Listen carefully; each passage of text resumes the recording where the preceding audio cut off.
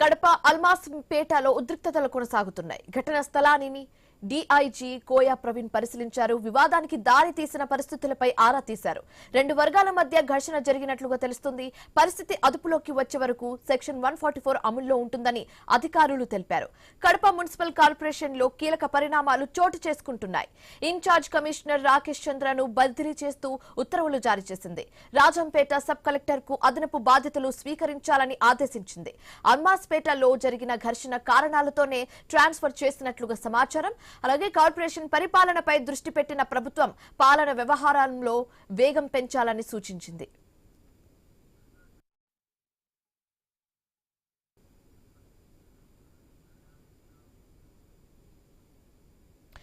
ఇదే అంశానికి సంబంధించి మరింత తాజా సమాచారం మా కరెస్పాండెంట్ ప్రశాంత్ శర్మ అందిస్తారు లైవ్ ద్వారా. శర్మ, కడప అల్మాస్పేటలో ఉద్రిక్తతలు కొనసాగుతున్నాయి. సో ఇప్పుడు అక్కడ పరిస్థితి ఏ విధంగా ఉంది? అండర్ కంట్రోల్లోనే ఉందా? పూర్తి డీటెయిల్స్ ఏంటి?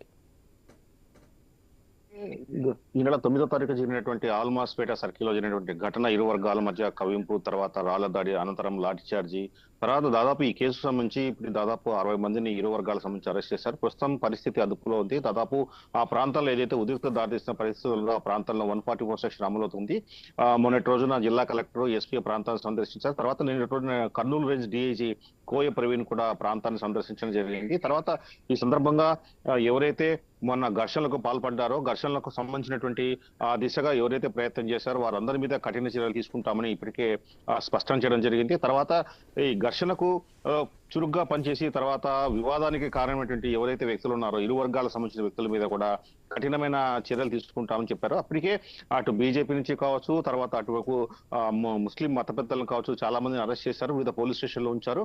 1-2 రోజుల్లో మొత్తం ఎంతమందిని అరెస్ట్ చేశాము, తర్వాత వీటిపై ఏ రకంగా ముందుకెళ్తామనే అంశం మీద పోలీసులు వెల్లడించే అవకాశం ఉంది. ఇప్పటికే సీసీ ఫుటేజ్ ద్వారా, తర్వాత వచ్చేసి తీసినటువంటి డ్రోన్ కెమెరా విజువల్స్ ద్వారా ఎవరు ఆ రోజు అల్లర్లకు పాల్పడ్డారు, దీని వెనుకటువంటి ఎవరు వ్యక్తులు ఉన్నారనేటువంటి ఆలోచిస్తున్నారు. ముఖ్యంగా 9వ తారీఖు రోజున జనాలంతా గ్యాదర్ కావాలంటూ ఒక వ్యక్తి చేసినటువంటి సోషల్ మీడియా పోస్టుకు సంబంధించిన వ్యక్తి కోసం ఆరా తీస్తున్నారు. ప్రస్తుతం ఆ వ్యక్తి విదేశాల్లో ఉన్నట్టు తలదాచుకున్నట్టు తెలుస్తుంది. అతన్ని పట్టుకునే ప్రయత్నం కూడా పోలీసులు చేస్తున్నారు. దీంతో మొత్తానికి ఆల్మాస్పేట ప్రాంతంలో చోటు చేసుకున్న ఉద్రిక్తల ప్రభావం రాను క్రమంగా తగ్గుతున్నప్పటికీ ఇప్పటికి కూడా ఇంకా పికెటింగ్ కొనసాగుతోంది. 144 సెక్షన్ అమలు చేస్తున్నారు.